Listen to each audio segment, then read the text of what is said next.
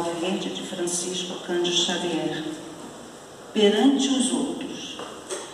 Nunca desestime a importância dos outros. Frequentemente só pensamos na crítica com que os outros nos possam alvejar, esquecendo-nos de que é igualmente dos outros que recebemos a força para viver. O auxílio ao próximo é o seu melhor investimento. Valorize os outros a fim de que os outros valorizem você. Pense nos outros, não em termos de angelitude ou perversidade, mas na condição de seres humanos com necessidades e sonhos, problemas e lutas semelhantes aos seus. Se a solidão valesse as leis de Deus, não valeriam o seu nascimento da terra entre duas criaturas, convertendo você em terceira pessoa para construir um grupo maior. Assim, Mestre, estamos aqui novamente reunidos para passar um pouquinho do seu Evangelho. Muito obrigada, Senhor, pelas oportunidades que nos dá. E nem sempre as enxergamos com bons olhos, nem sempre vemos o que realmente devemos fazer. Abençoe a palestra da nossa irmã e que tudo hoje, Senhor, em nossos corações, só pensemos no bem, porque é isso que a humanidade está precisando, do bem que sai de nós para o nosso próximo. Abençoe os nomes que ali estão, abençoe as águas e nos abençoe, Senhor, com o teu amor e o teu carinho. Que assim seja, graças a Deus.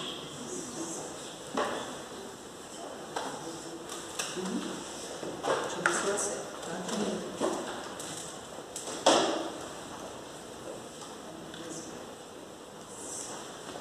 Boa tarde a todos. Oi. Boa tarde a todos. É muito bom, né, a gente poder se encontrar nessa casa de amor de luz novamente, né? Que bom que vocês também escolheram estar aqui. Hoje nós vamos falar sobre o Centro Espírita e o seu papel no socorro espiritual das criaturas. Então, nós vamos esmiuçar, estudar um pouquinho o que o Centro Espírita é para nós e o que nós podemos fazer e ser também, né? O que é o Centro Espírita? Ele pode ser um grupo, ele pode ser uma sociedade, ele pode ser um núcleo, uma fundação, uma união, uma instituição, uma fraternidade, uma associação. Aqui em Petrópolis, por exemplo, nós temos união, como a nossa, né? União Municipal Espírita de Petrópolis. Nós temos grupo, como o Grupo Espírita dos Humildes.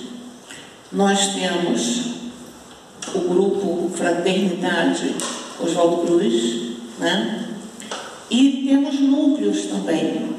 Temos núcleos na Posse, temos um outro...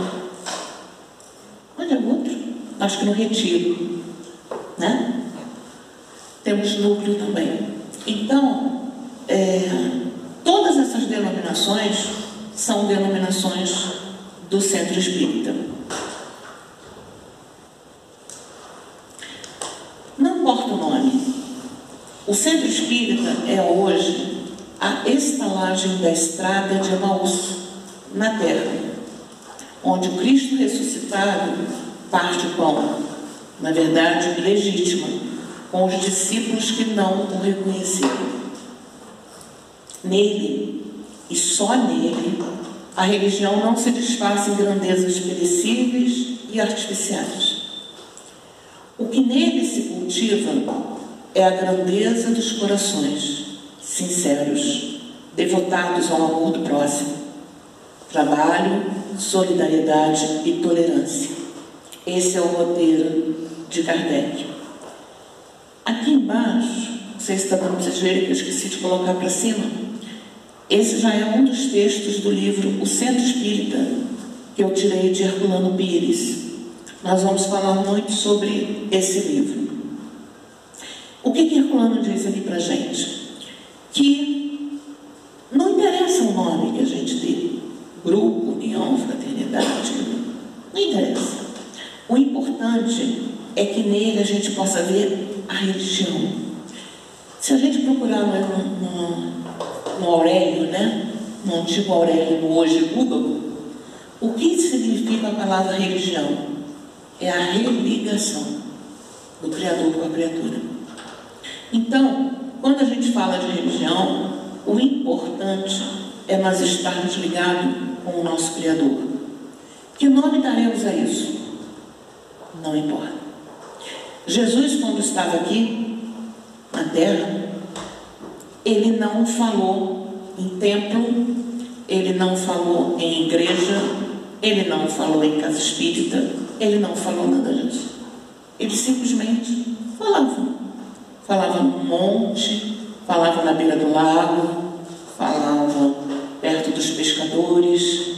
Por sinal, quando a gente escuta as parábolas de Jesus, isso é bem interessante a gente saber por que Jesus falava por parábolas. Porque naquela época as pessoas não tinham muito conhecimento, não tinham muito entendimento de determinadas coisas. E como Jesus ia sempre caminhando, aonde ele parava, ele falava conforme a situação que aquele povo fosse entender.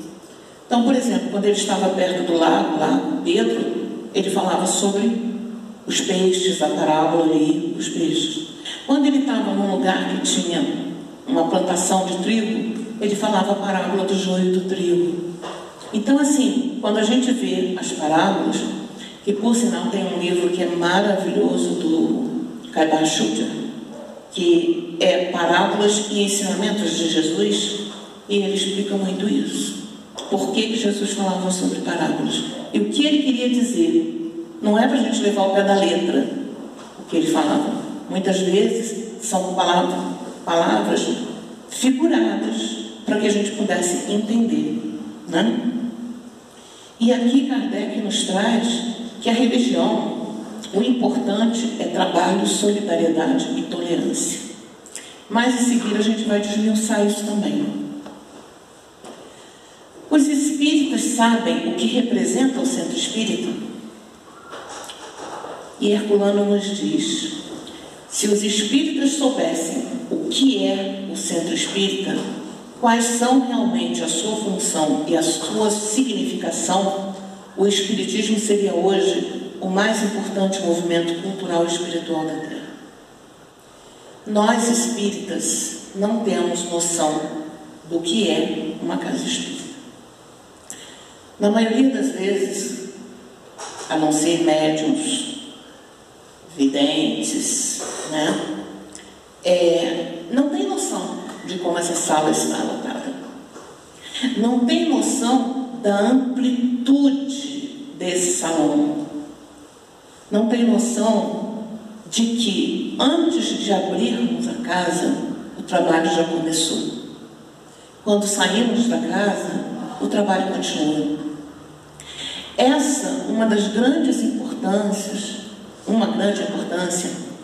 de quando chegamos aqui, nós já chegarmos sintonizados com a casa.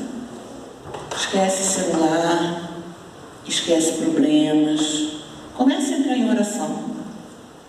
E quando nós saímos, que nós acabamos aqui o estudo da palestra, nós temos que nos manter em silêncio e em oração, porque o trabalho continua. Continua ali dentro, no passe, e continua em todos os cômodos da casa, cada trabalho com o seu respectivo valor, a sua respectiva importância. O que o centro espírita não é, Herculano diz também nesse livro Centro Espírita para nós. Se o espiritismo representar apenas uma frequência rotineira em um centro, sem que haja um engajamento existencial, então obrigar a criança a ir a cursos de evangelização, como se vai a um catecismo, para fazer primeira comunhão, quando os pais não são católicos praticantes, é transformar doutrina num formalismo religioso, sem um sentido mais profundo. É evidente que tal atitude não criará convicções, ao invés despertará resistências. Então, quando aqui ele falou do catolicismo e do catecismo, quando os pais não são católicos praticantes, é óbvio que a gente não está aqui para recriminar religião nenhuma, até porque todas são maravilhosas. E todas são exatamente aquilo que a pessoa necessita naquele momento, né? Desde que ela faça a pessoa se tornar uma pessoa melhor, ela é maravilhosa. Mas, quando aqui ele diz para a gente o quê? Que quando os pais não são católicos praticantes, exemplo, IBGE batendo na casa da gente, o que você mais ouve? Qual a sua religião? Católica. Ponto.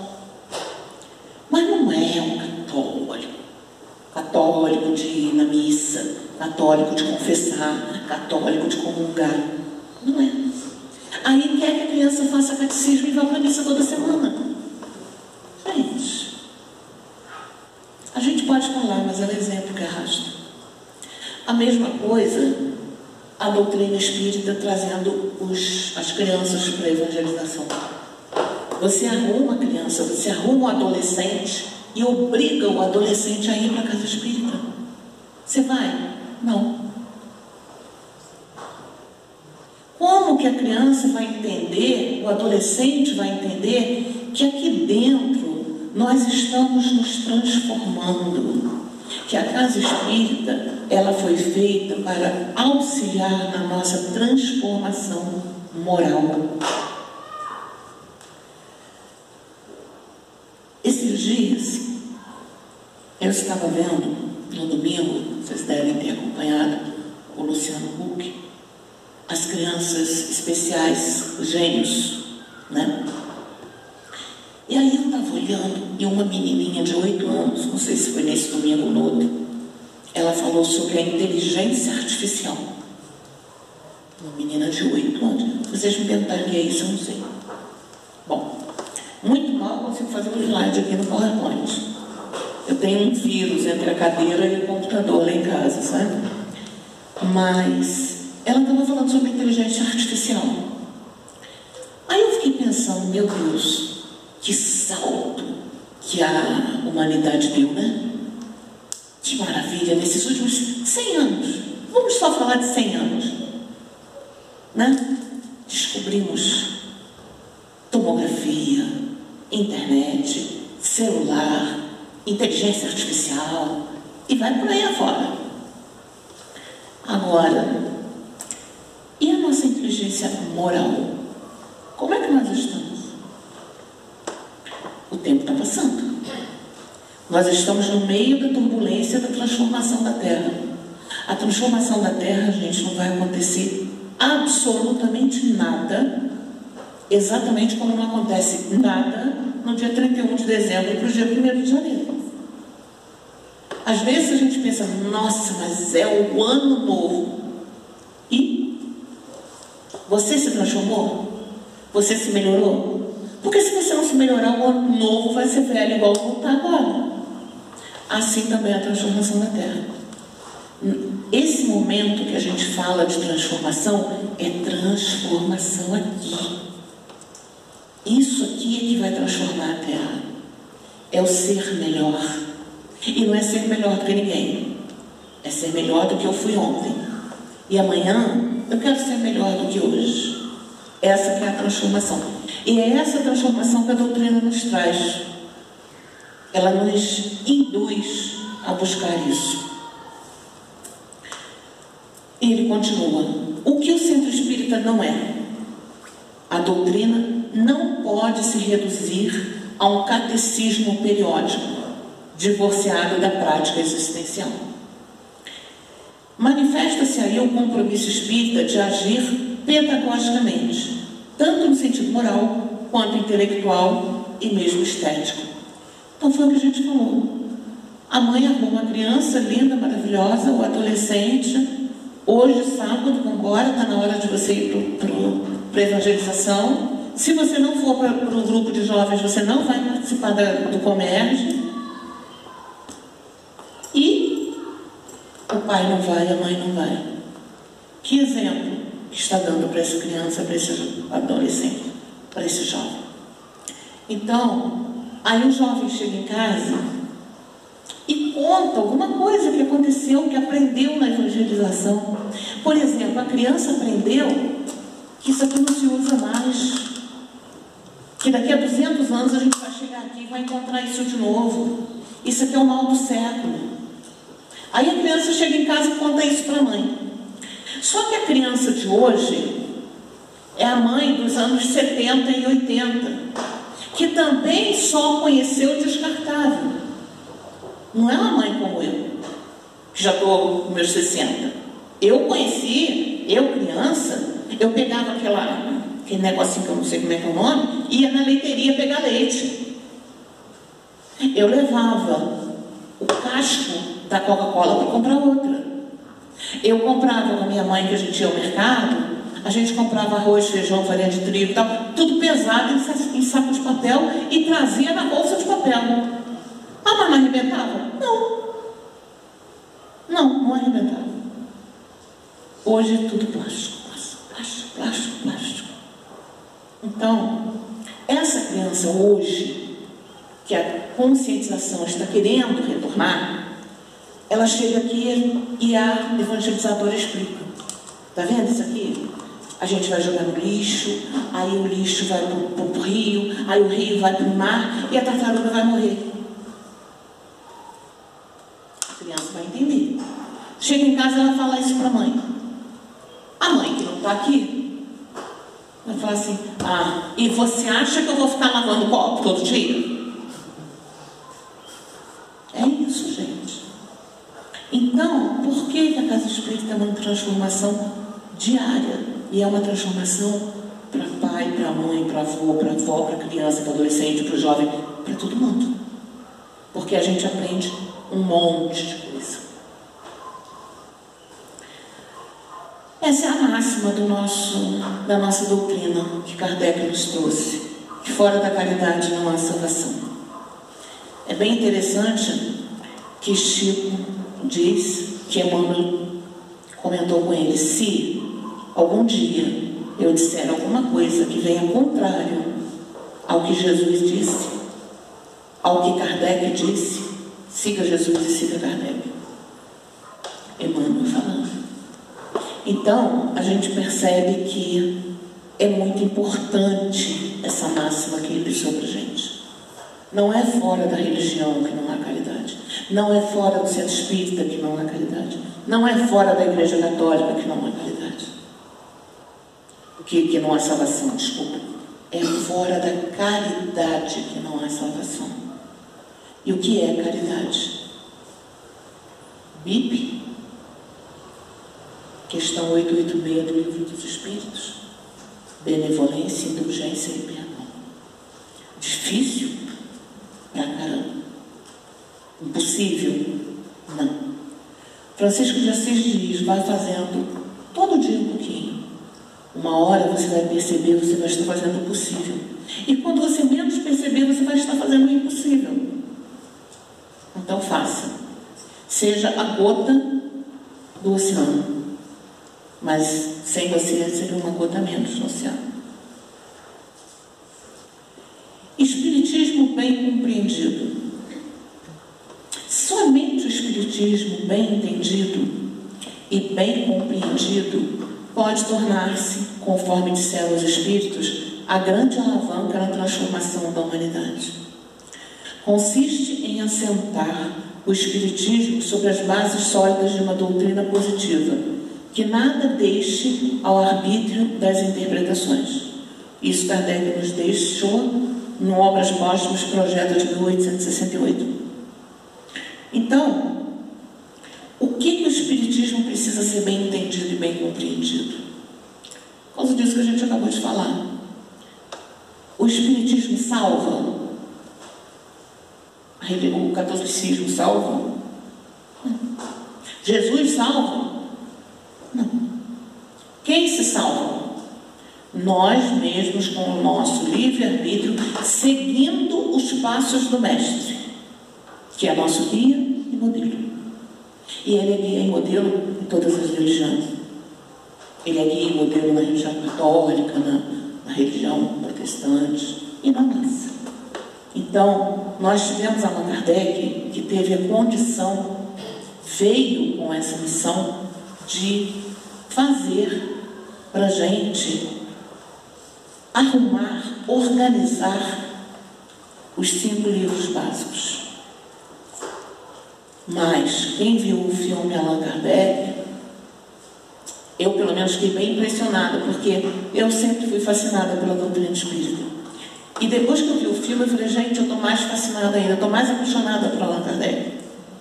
Porque sabia como foi difícil, como foi desafiador ficar com aqueles milhares de cartas, esperar meses as cartas chegarem. De repente chega assim, bolos enormes de cartas, e ele com uma velhinha, não era vela na época, não sei como é que é o nome daquele negócio, passando noites acordados fazendo isso. Para hoje a gente tem a nossa codificação, e é a nossa base. Dali a gente vai abrindo o nosso leque, a gente vai para Chico Xavier, a gente vai para Divaldo, a gente vai para outros médios, para Ivone, para Herculano Pires, né? Então, o importante é que o Espiritismo seja bem compreendido. A proposta de Joana de Ângeles para o Centro Espírita é espiritizar, qualificar e humanizar. E aí nós vamos estudar. Allan Kardec também fez essa mesma tríade, que qual é o trabalho? Espiritizar-se. O trabalho de adquirir o conhecimento espírita, de perseverar no estudo. Então, essa é a primeira coisa. Solidariedade é qualificar-se para servir melhor, para ser solidário. E tolerância é ser mais humano. Quando somos mais humanos, somos tolerantes. Não faça ao outro aquilo que não querem que façam com você. Então, estudar. Divaldo Franco, numa entrevista há não muito tempo, disse que todos os anos ele estuda o Livro dos Espíritos. E aí a repórter falou com ele assim, nossa, então você já sabe de cabeça para baixo e de frente para trás, né? Ele falou, não. Porque cada ano eu estou numa situação diferente. Eu estou num momento diferente da minha vida. Não é o Livro dos Espíritos que muda, sou eu que mudo. Eu mudo o modo de ver as perguntas e as respostas. Então, não existe carteirinha, aqui ó, passei na faculdade, fiz pós-graduação, acabou. Não existe isso no Espiritismo. Você vai estudar, e estudar, e estudar, e quanto mais você estuda, você tem que estudar. E é assim. Espiritizar. Pode parecer um absurdo espiritizar o centro espírita, e um tanto paradoxal. No entanto, há centro espírita que só tem o rótulo, mas não tem espiritismo. Vamos por partes, porque é muito delicado. O centro espírita não tem que se envolver com nenhuma terapia alternativa. Se transformarmos o centro espírita em uma clínica, para lá vão pessoas aturdidas. Ou seja, o que ele quer dizer aqui? Que o centro espírita não tem que ter luzes, né? Tratamento de luzes, tratamento de cristais, tratamento de... Não tem nada disso. O que o centro espírita tem? Pensamento positivo, coração aberto e boa vontade. Muitas das vezes, nós sentimos a necessidade de entrar na sala de passe. É como se fosse uma consulta particular. E aqui é como se a gente estivesse numa consulta coletiva, num psicológico, né? Num grupo, todo mundo estudando. Mas aqui, todo mundo está sendo tratado, agora, nesse momento. Todo mundo está recebendo a medicação que necessita, a orientação que necessita, o consolo que necessita. Basta que realmente nós estejamos aqui. Não adianta a gente estar aqui e pensar assim: meu Deus, eu esqueci o fogão, eu acho que eu esqueci o fogo aceso. Gente, a conta de luz vence amanhã e eu não sei como é que eu vou pagar. E depois da manhã tem... Não adianta. Você não está aqui e a espiritualidade não vai fazer milagre. Agora, se você estiver aqui, esteja sempre aonde você está. Na hora que você está com a sua família, esteja presente com a sua família. Na hora que você está no seu trabalho, esteja presente no seu trabalho.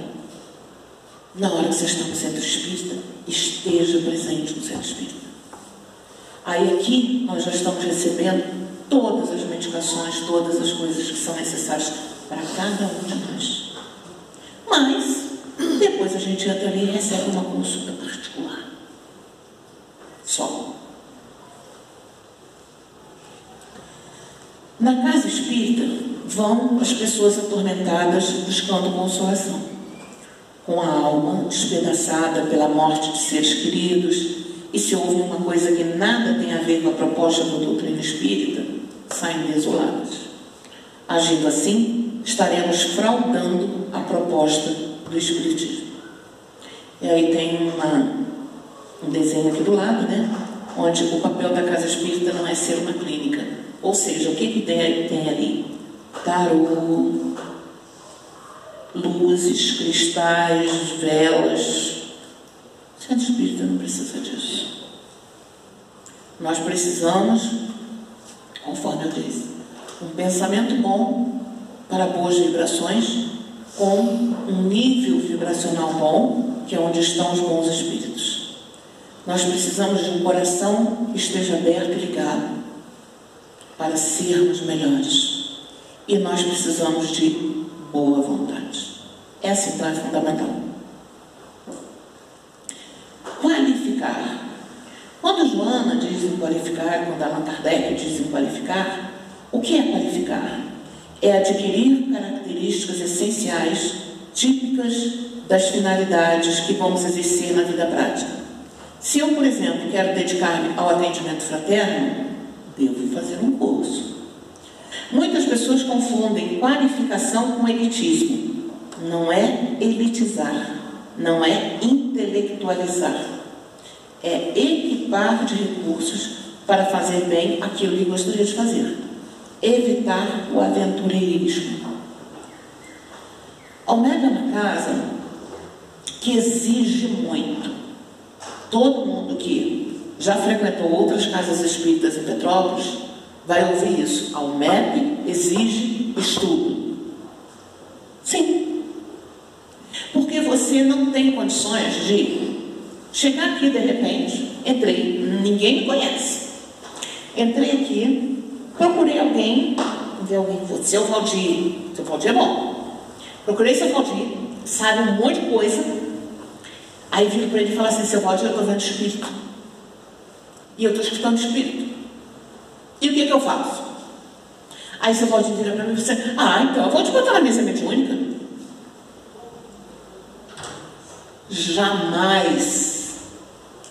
Jamais a gente escutaria uma coisa dessa do seu Valdir. Exatamente porque ele estuda. Porque se você vê espírito, se você escuta espírito, se você sente espírito, você precisa de tratamento para você e para o espírito. Então você vem para palestra, você toma passe, você toma água fluidificada, você faz culto do lar na sua casa com frequência. Eu em casa, quando a coisa está feia, o culto do lar é semanal. Mas tem... Oi?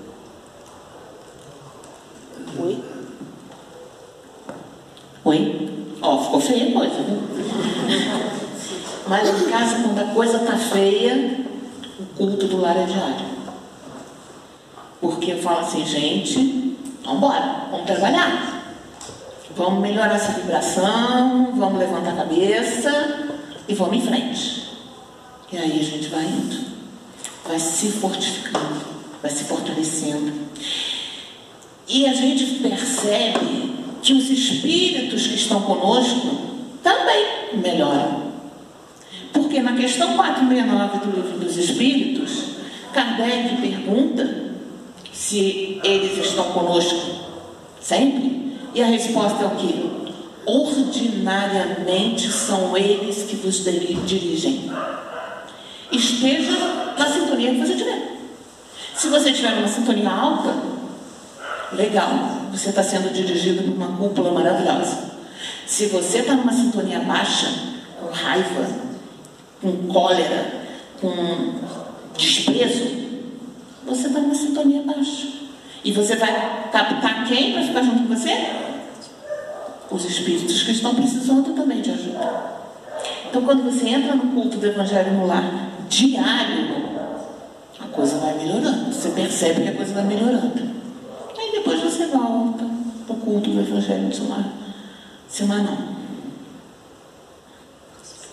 Humanizar. Foi a terceira coisa que Joana falou e Kardec também. Então, humanizar é neste sentido. É esta proposta de voltarmos a ser gente. Não ficarmos nos considerando muito importantes. O presidente do centro, o dono do centro, o supermédium, a pessoa mais formidável do século. Voltarmos às nossas origens, à simplicidade de coração, à afabilidade, à doçura, textos do Evangelho segundo o Espiritismo, a cordialidade, o bom trato. Então foi o que eu comentei com vocês. Aonde é que está o centro espírita? No nosso pensamento, no nosso coração e na nossa boa vontade. Quando a gente reúne isso tudo, a gente está dentro disso aqui, ó, voltando às nossas origens. Nós estamos com o coração simples, com afabilidade, com doçura. Lá no BIP, com benevolência, com indulgência, com perdão. O que é ser indulgente? Alguém fez uma coisa errada. Eu não vou apoiar o erro, mas eu vou apoiar a pessoa. Olha, você errou, mas eu estou aqui contigo. Eu não concordo com o que você fez, mas eu estou aqui. Eu vou te dar a mão. Vamos sair dessa junto. Né? A tríade alinhada com Allan Kardec: trabalho, solidariedade e tolerância. Tolerância é o cimento da união ideal, segundo Emmanuel. Por quê? Porque sendo tolerantes, nós conseguimos pensar melhor, ouvir melhor, enxergar melhor e, se necessário, falar melhor. Então, quando a gente é tolerante, a gente tem calma, a gente tem paciência, a gente consegue perceber, principalmente quando alguém vem de fora com um problema e nos pede uma ajuda. Às vezes a pessoa não quer nada, ela só quer que você escute. É igual quando a gente vai num velório. Você chega para uma mãe, para uma esposa, para um esposo, para um filho, você vai falar o quê? Nada. Dá um abraço. O abraço fala tudo. Não tem palavra que você precise expressar. A gente que está acostumada a frequentar as cartas consoladoras do Orlando, que vem aqui, e a gente viu muito isso com o Chico também e tudo mais, eles sempre falam do seguinte: uma mulher, o marido desencarnou, ela ficou viúva. Um homem, a esposa desencarnou, ele ficou viúvo. O pai e a mãe desencarnaram, a criança ficou órfã.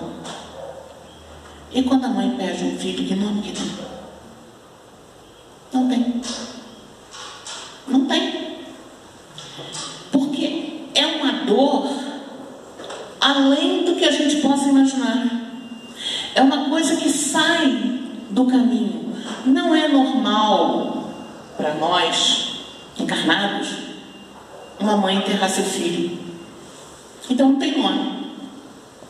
Lógico que como espíritas nós entendemos, sabemos por que isso tudo está acontecendo.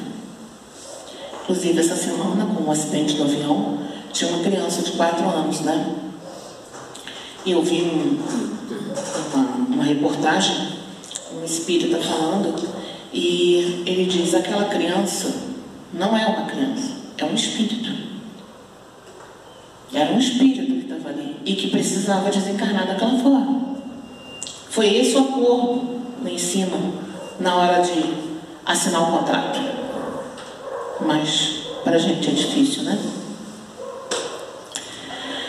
A meta de todo espírita é elevar, transformar, despertar consciências, contribuindo para a mudança interna dos homens, que redundará também numa evolução externa. Isso está no livro Educação segundo o Espiritismo, de Dorian Gray. E é realmente o que a gente falou, né? Nós até comentamos na hora do culto do lar, que a gente não só melhora, como também a gente ajuda os espíritos que estão ao nosso redor. E aqui, quando a gente tenta despertar consciências, contribuindo para a nossa mudança interna, nós estamos também auxiliando a evolução externa. A missão dos espíritas está no Evangelho, no capítulo 20, os trabalhadores da última hora.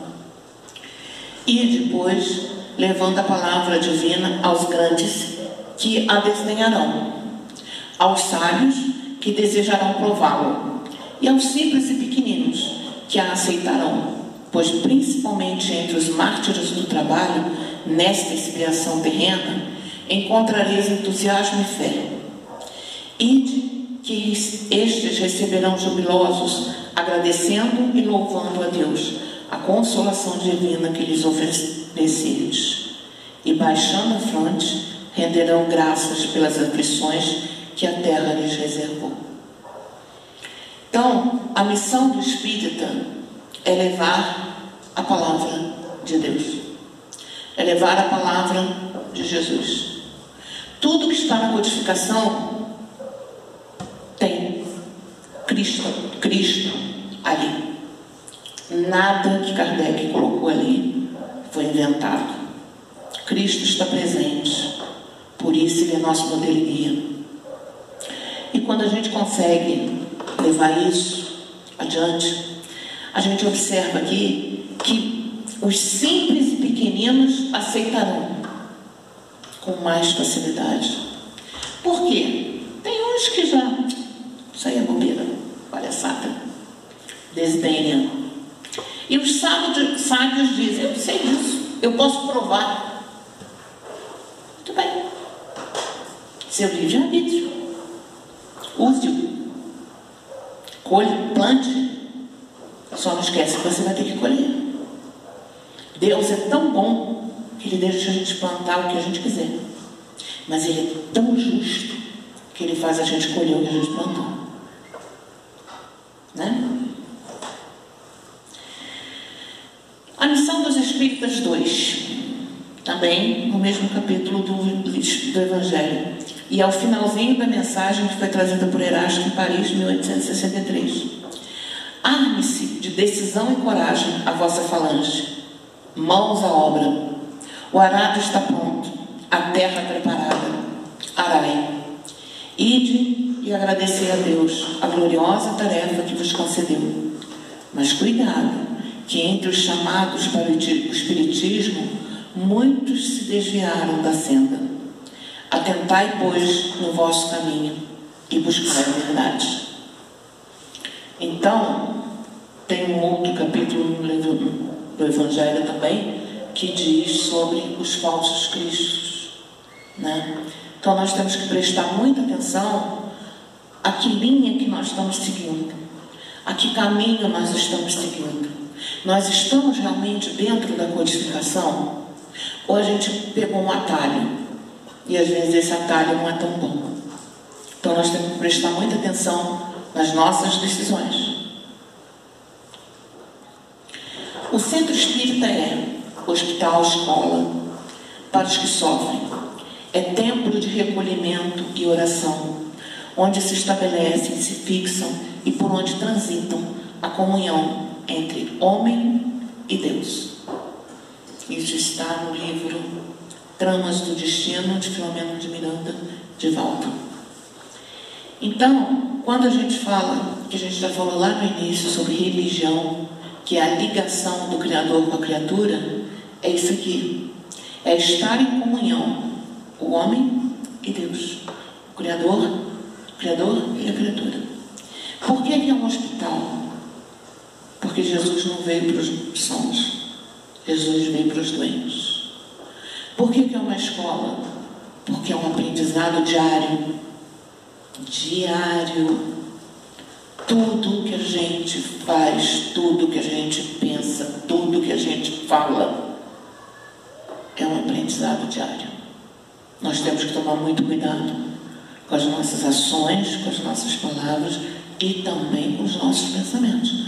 Porque eu posso negar meu pensamento para qualquer pessoa. Questão 621 do Livro dos Espíritos, aonde está a lei de Deus? Na nossa consciência. Então eu sei a hora que eu pisei na bola. Eu sei. Eu posso até não admitir, posso negar, posso dizer não foi bem isso que você entendeu, mas no fundo eu sei. O centro espírita é a nossa oficina. Quando nós entramos na casa espírita, devemos sentir os eflúvios do amor, da fraternidade. É o lugar onde nós treinamos as virtudes básicas: a fé, a esperança e a caridade. É bem interessante esse trecho, porque a gente costuma dizer que ser espírita na casa espírita é fácil, né? Aqui todo mundo é irmão, aqui todo mundo é amigo. Ser espírita aqui, melzinho. Agora vamos ser espírita lá fora. Vamos ser espírita quando a gente levanta de manhã para trabalhar, está chovendo. Aí você vai pegar um ônibus, o ônibus passa direto. Ainda joga água em você. E aí você pensa assim: esse motorista vai com Deus. Nossa Senhora Aparecida junto, né? Assim que a gente pensa. Ninguém pensa o contrário, claro que não. Aí você pega teu carro, vem um louco e dá uma fechada em você. Aí você pensa de novo: Jesus está no controle, né? Como diz uma amiga minha, calma, espera o espírito ruim sair, depois você responde. É assim, gente. Você calma, espera, daqui a pouco ele sai, aí você faz alguma coisa. Porque se você fizer alguma coisa na hora que ele está ali, pronto, deu ruim. Então é isso. É a nossa oficina para a gente vir aqui treinar. Porque cada um que vem aqui na frente, falar, eu não sou nada melhor do que vocês. Muito pelo contrário. Hoje, inclusive, eu estava conversando isso com a minha amiga. Eu tenho umas dificuldades, eu tenho uns desafios que para mim são grandes. E que era para eu falar assim: puxa, espírita há tanto tempo. Pois é, mas eu tenho meus desafios. Agora, por que eu estou aqui? Porque para eu preparar esse estudo aqui, foi eu que ouvi o que eu estou falando há muito tempo. Eu já estou com essa palestra pronta há umas 3 semanas. Eu acho que eu mexi nela umas 10 vezes. Então, é a necessidade que eu tenho de escutar o que eu estou falando. E aí depois a gente vai passando. Tanto que isso aqui não é uma palestra, é um estudo. Nada do que eu disse aqui foi eu que falei. Tudo tem fonte. Vamos procurar. Aqui, ó, livro Tramas do Destino.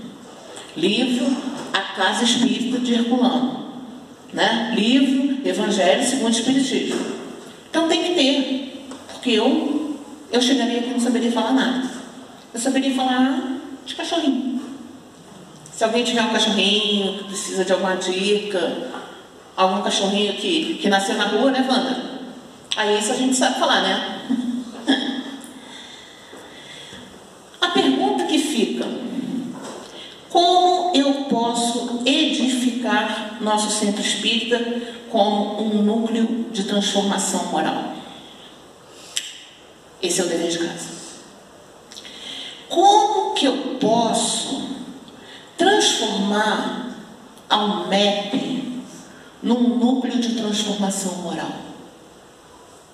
Primeiro, transformação moral, ela tem que vir de fora para dentro ou de dentro para fora? De dentro para fora. Então eu tenho que estudar, eu tenho que ler a codificação, eu tenho que pegar os livros de Chico, eu tenho que estudar as obras de Bezerra, eu tenho que estudar as obras da Dona Ivone, eu tenho que ouvir palestras, né? E aí aos poucos aquilo vai, mexe aqui, mexe ali, mexe aqui, mexe ali, apara uma aresta, apara outra, vai acomodando e a gente vai melhorando. Por quê? Transformação intelectual está para as crianças de 9 anos, conforme eu falei. A menininha lá falando sobre inteligência artificial. Não dá mais para mim, gente. Eu confesso a vocês que não entra mais na minha cabeça. Às vezes mexer no celular já é difícil. O celular para mim ele basta para eu atender ligação e ligar para alguém. Porque tem muita coisa que não dá para fazer mais. Agora, para as crianças que estão chegando, principalmente as crianças que estão chegando agora, eles tiram isso de letra, né? Eu lembro que quando eu comprei o meu primeiro computador, meu afilhado tinha uns 7, 8 anos, ele foi lá em casa. Aí ele falou assim: ah, Tindinho, então eu vou pegar, fazer acontecer. Olhei para ele e falei: meu filho, a única coisa que eu sei fazer é ligar na tomada. Se você quiser isso, eu faço para você. Aí ele foi, botou o programa, tirou o programa, não sei, com 7, 8 anos, gente. Eu até hoje não sei mexer nesse trem. Entendeu? Então, a transformação intelectual não está nem a galope, está voando. Está quase que na velocidade da luz. Agora, a transformação moral, 1800 e poucos anos antes de Cristo, 3.800 anos agora, para nós tivemos a lei dos 10 mandamentos. Amar a Deus sobre todas as coisas e ao próximo como a ti mesmo. Não matarás, não furtarás, honrarás pai e mãe. Nós fazemos isso tudo, né? Todo mundo que está no MEP faz isso, tenho certeza. Todo mundo honra pai e mãe, todo mundo, ninguém mata, ninguém briga, ninguém cobiça a mulher do outro, né? Só lá em Pernambuco que fazem isso. Aqui em Petrópolis não. Mas, gente, isso é a transformação moral. Tem 3.800 anos que a gente escuta isso. Quantas vezes nós já fomos, já voltamos escutando isso? E a gente ainda não aprendeu. E aí? O tempo está acabando. O trem vai passar. E só vai embarcar nele quem tiver condição. Quem não tiver, sinto muito, mas vai voltar na roda. Vai voltar a descobrir o fogo. Né? Eu vou colocar aqui uma musiquinha para a gente encerrar. Agradeço a todos. Que a paz de Jesus possa permanecer nos nossos corações. E a gente vai encerrar nosso estudo de hoje com essa música, tá?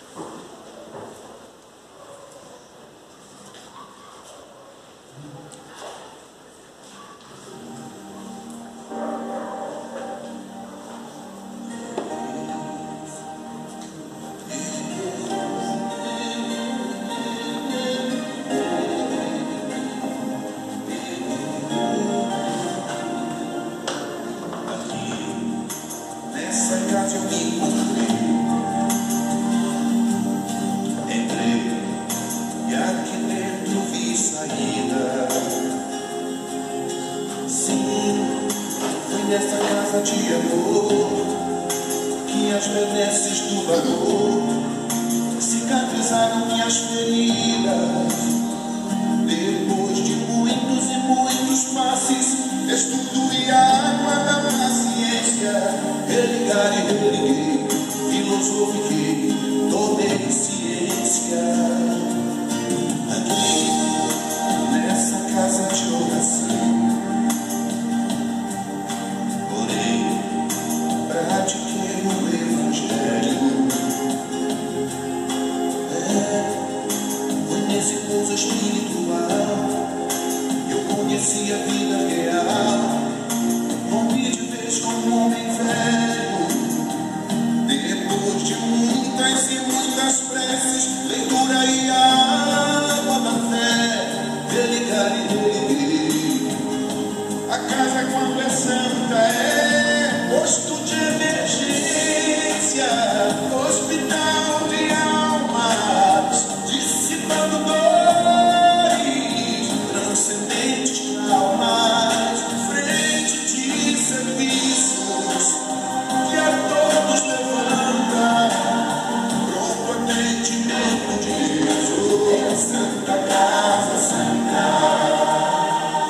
Eu fiz amigos do Deus, pessoas com quem posso contar, atendimento fraterno, mundo do Evangelho lá. Sim, nessa oficina de Jesus, chorei cantando quanta luz, com as vibrações desse lugar. Depois de muitas e muitas quedas, me fortalecendo na fé, religar e religuei.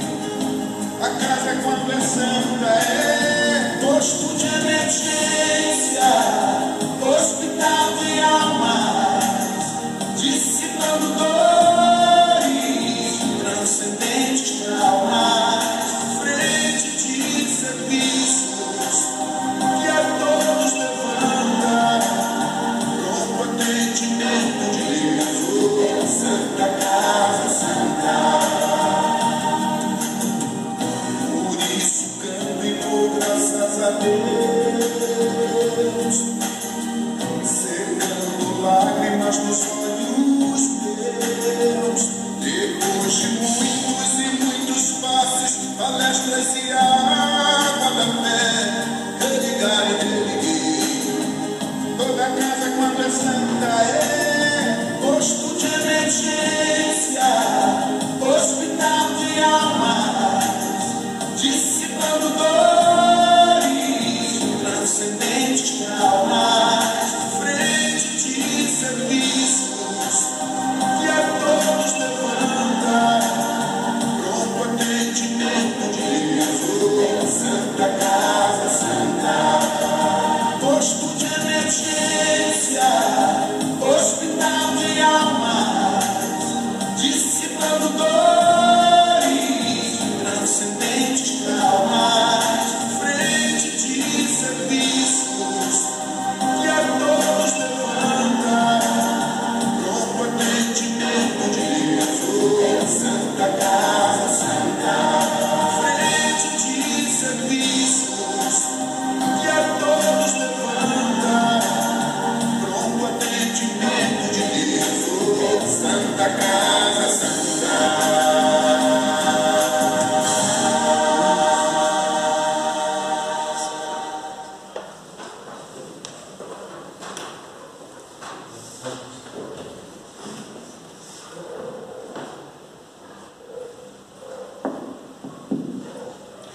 Depois dessa linda palestra dela, dessa música que é maravilhosa, Carlinhos, como que...